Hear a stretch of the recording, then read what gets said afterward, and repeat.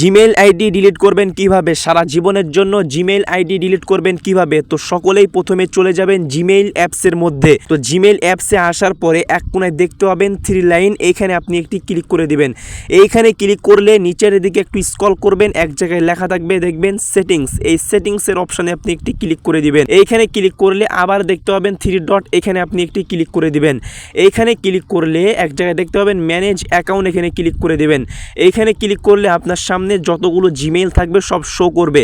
তো যেই জিমেইলটি ডিলিট করতে চান সেই জিমেইলের উপর আপনি একটি ক্লিক করে দিবেন। তো আমি এই জিমেইলটা ডিলিট করতে চাই, ক্লিক করে দিলাম। তারপরে দেখেন রিমুভ অ্যাকাউন্ট, এখানে আপনি একটি ক্লিক করে দিবেন। তো এই যে রিমুভ অ্যাকাউন্ট সবার ফোনেই থাকবে, এখানে আপনি একটি ক্লিক করে দিবেন। এখানে ক্লিক করলে আবার দেখেন রিমুভ অ্যাকাউন্ট, এখানে ক্লিক করলেই জিমেইলটা কিন্তু ডিলিট হয়ে যাবে সঙ্গে সঙ্গে। তো আমি এই যে রিমুভ অ্যাকাউন্টে ক্লিক করলাম, আবার রিমুভ অ্যাকাউন্টে আমি এখানে একটি ক্লিক করে দেব।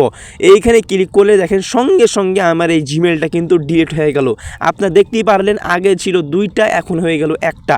তো এভাবেই কিন্তু সারা জীবনের জন্য ডিলিট করতে হয়। তো এভাবেই জিমেইল অ্যাকাউন্ট ডিলিট করবেন। তো আশা করছি বিষয়টি জানতে পেরেছেন, বুঝতে পেরেছেন। এই ভিডিওটি দেখে একটুকু উপকার হলে অথবা ভালো লাগলে আমাদের এই চ্যানেলটি সাবস্ক্রাইব করে রাখুন, ভিডিওতে একটি অবশ্যই লাইক করুন। তো দেখা হচ্ছে পরবর্তী একটি ভিডিওতে। সকলেই ভালো থাকুন, সুস্থ থাকুন, আল্লাহ হাফেজ।